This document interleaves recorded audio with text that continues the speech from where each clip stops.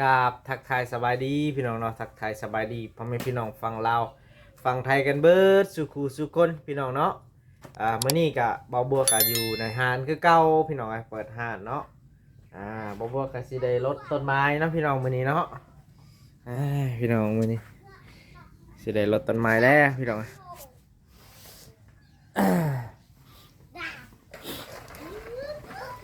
นั่นนี่บัวสิได้รดต้นไม้แล้วให้พี่น้องเนาะนี่ขึ้นนี่ก็คือลูกสายบัวจ้า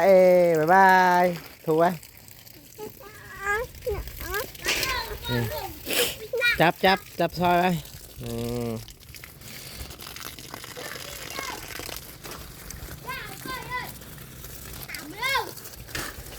บัวรดต้นไม้พี่น้องมื้อนี้มันมีต้นมะม่วงและก็ต้นนั่นน่ะลำไยพี่น้องเนาะต้นลำไยเนาะหน่อยๆเห็นป่ะแต่ผมรู้สึกว่าต้นตัวนี้มันคือต้นเขาเรียกว่าต้นแม่นะพี่น้องเนาะมันเป็นตัวแม่ว่าซั่นซะคันว่าตัวผู้หันมันใบมันน้อยอันนี้มันตัวแม่พี่น้องเนาะต้นตัวแม่เนาะโอ้สิได้กินมากว่าได้พี่น้องเอ้ย บ่บัวยังสิเฮ็ดหัวเนาะหัวงามๆพี่น้องเฮ็ดหลักหัวเนาะอันนี้มันสิต่ำโพดยันน่ะงัวควายมากัดกินเนาะ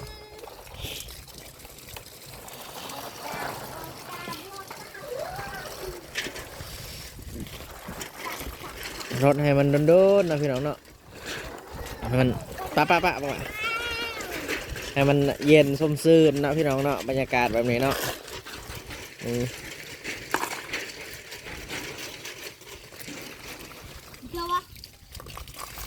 เป็ด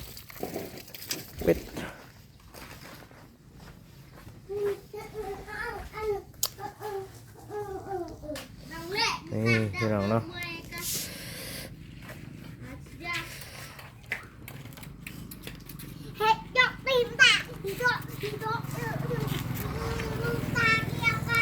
บรรยากาศตอนเช้าๆก็ดีนะพี่น้องไว้พาขึ้น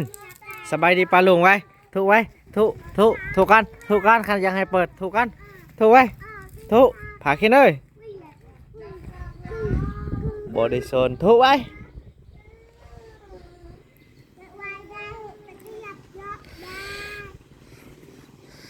ถู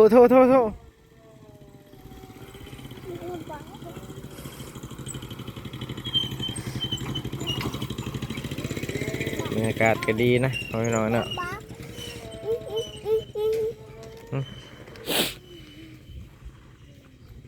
พี่น้องเนาะบรรยากาศตอนเช้าๆเนาะหมู่บ้านบ่อบัวเนาะแล้วก็มีพ่อพี่น้อง FC เนาะเห็นคอมเมนต์เข้ามาว่าเนาะว่าโอ้มักเด้บรรยากาศแบบนี้เนาะบรรยากาศบ้านบ่อบัวดีแห้งพ่อพี่น้องเนาะบรรยากาศบ้านบ่อบัวกับแบบบ้านๆเนาะพ่อพี่น้องแบบบ่ได้ตกแต่งอหยังเนาะพี่น้องเนาะแบบบ้านๆบรรยากาศเย็นพี่น้องเย็นสมซื่นเนาะแบบว่าจักสิว่าจังได๋เนาะพี่น้องเนาะมันเย็นแห้งนะบรรยากาศมันสดชื่นว่าซั่นซะ พี่น้องบรรยากาศหน้าหาดเนาะต่อไปก็สิมีป่ายประเวทตั้งแต่2-3 ปีที่แล้วพี่น้องนี่ป่ายก็หานบ่อบัวเนาะป่ายลานดังเนาะพี่น้องเนาะนี่แหละหานบ่อบัวหานดังในชุมชนกว่ากันไปพี่น้องเนาะในตอนนี้เนาะเพื่อนว่าบ่อบัวขี้ตัวเนาะบ่อบัวว่าแท้เนาะหานบ่อบัวเป็นหานดังในหมู่บ้านเนาะในชุมชนนี่แหละหลายคนก็นิยมเข้ามาใช้บริการเนาะขอบใจลูกค้าหลายๆเด้อเนาะที่มาอุดหนุนหันบ่อบัวบ้านนาเนาะ อย่าลิ้นค่าตั้งกล่องมันสิหักได้หน่อยค่าตั้งกล่องบ่อบัวกับตั้งแต่ผู้ใหญ่ซื้อให้ตอนนั้นเนาะหักแล้วพี่น้องนี่ดูดิบ้างมันหักนี่มันตั้งบ่ได้เลยนี่เห็นปะมันหักแล้วพี่น้อง มันใส่บ่ได้เนาะ แต่ว่ากะเบาบัวกะได้ย้อนได้ลายได้พี่น้องเนาะได้ย้อนคาตังกองตัวนี้กะลายพอสมควรอยู่พี่น้องอย่างไรก็ขอบคุณขอบใจผู้ใหญ่ใจดีเด้อเนาะที่เพิ่นสนับสนุนเบาบัวเนาะขอบใจหลายๆสำหรับผู้ใหญ่ใจดีที่ให้เบาบัวเนาะเบาบัวกะบ่ให้ผิดหวังว่าซั่นๆเนาะเบาบัวกะเอาตัวนี้มาใส่เป็นประโยชน์พี่น้องแต่ว่าตัวนี้ก็ยังใส่ได้อยู่ แต่ว่ามือนั่นเนาะสาเหตุที่มันหักนี่ก็คืออันนั้นเนาะลูกเบาแก้วมาตัดผมพี่น้องตัดผมนำเบาบัวและเบาบัวก็ตั้งไว้เนาะตัวนี้ตั้งค่าตั้งกล่องไว้แหละเมื่อวันว่าเพิ่นดิ้นเนาะคือว่าเด็กหน่อยเฮาเวลาเฮาตัดผมเด็กหน่อยดิ้นเนาะเบาบัวก็ต้องใส่ความไวเนาะในการตัดผมยิบอาจจะต้องลงตั้งเด้อเนาะแล้วก็ไปยิบตั้งเด้อแล้วก็บังเอิญไปเหยียบพี่น้องเอ้ยไปเหยียบขามันเบื้องนี่ก็เลยหักพี่น้องเอ้ยสาเหตุเนาะก็เลยหักว่าบ่บัวเอาตั้งเด้อเนาะต้องใส่ความไวเนาะเพราะว่าเด็กน้อยมันดินเนาะมันบ่อยากตัดนะซั่นซะพี่น้องมันบ่อยากตัดผมเนาะมันดินก็เลยแบบก็ว่ากันเนาะอันน่ะผู้ใดที่เคยเป็นช่างตัดผมก็สิฮู้จักว่าเป็นแนวใดเนาะบ่บัวก็เลยอันน่ะฮีบไปยิบก็เลยไปเหยียบคาตะกองตัวเองพอดีหักแต่ก็บ่เป็นหยังพี่น้องเนาะหักก็ถือว่าบ่บัวก็ได้ย้อนตัวนี้ได้หลายพี่น้องเนาะแล้วก็ทางผู้ใหญ่เพิ่นให้บ่บัวก็เฮ็ดอย่างบ่ผิดหวังพี่น้องเนาะ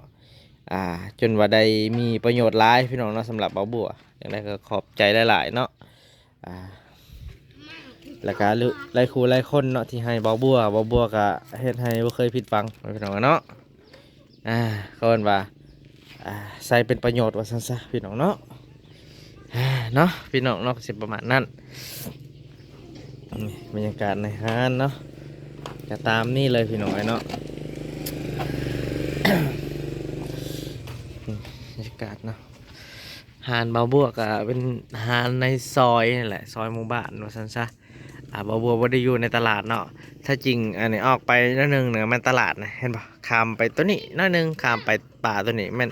ตลาดนะเนาะแต่ว่าหาดบาบัวนะใช่เหตุที่บาบัวต้องได้เปิดหาดคือบาบัวบ่อยากไปเซาอยู่ในตลาดก็คือแบบนี้นะพี่น้องเนาะค่าเสามันแพงพี่น้องเนาะกระตกอยู่เขาเอาห้องนึงค่ะนะล็อกนึงแบบนี้ฮะพี่น้องล็อกนึงปีละ10,000 บาท12,000บอกพี่น้องประมาณนั้นปีหนึ่งแต่ว่าค่าน้ำค่าไฟเนี่ยจะต้องได้จ่ายต่างหากพี่น้องเนาะสาเหตุที่บ่ได้ไปเสาเนาะอีกอย่างครับหมู่บ้านเขาเนาะมันเป็นหมู่บ้านที่เศรษฐกิจมันยังบ่ทันได้พัฒนาหลายเนาะเศรษฐกิจแบบว่าประชาชนเนาะประชาชนยังบ่ได้เฮ็ดเวียกเฮ็ดงานแบบว่า100%นะบางคนก็บ่ได้เฮ็ดอีหยังอะไรพี่น้องเนาะแต่ว่าเฮาสิอยู่พุ่นเฮาต้องได้ค่าตัดผมต้องได้แพงมันบ่พี่น้องเนาะเพราะว่าเฮาไปเสาเนาะต้องได้หัวหนึ่งก็ประมาณ40-50 บาทพุ่นแหละหรือว่า100 บาทว่าซั่นซะพี่น้องเนาะมันจังโอเคต่อเฮาเนาะเพราะว่าเฮาเสาเนาะพี่น้องเนาะก็เลย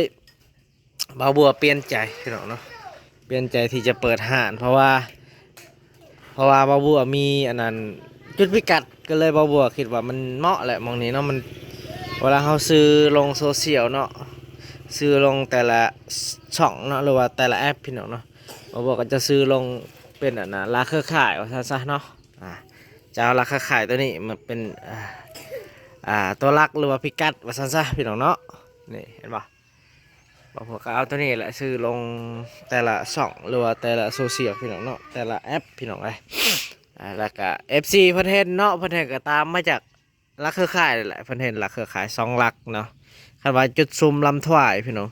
เขตจุดซุมลำถวายเนาะหลายคนว่าจุดซุมแม่นยัง หรือว่าทางไทยเนาะเขาเรียกว่าจุดซุมคืออะไรเนาะพี่น้องเนาะอันนี้บัวสิมาตอบว่าซั่นซะจุดซุมก็คือลายเขตลายหมู่บ้านเนี่ยมาอยู่จุดนี้เนาะมาสร้างจุดซุมเพื่อให้เป็นหมู่บ้านใหญ่เนาะพี่น้อง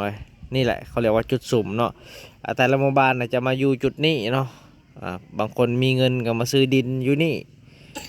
เนาะพี่น้องเนาะมาซื้อดินอยู่นี่ก็เลยมันให้เฮาว่าจุดซุ้มพี่น้องนี่ลูกค้าก็เข้ามาแล้วเนาะพี่น้องเนาะเอาทักทายสวัสดีลูกค้าเนาะ ไปดีเขานาสั่ง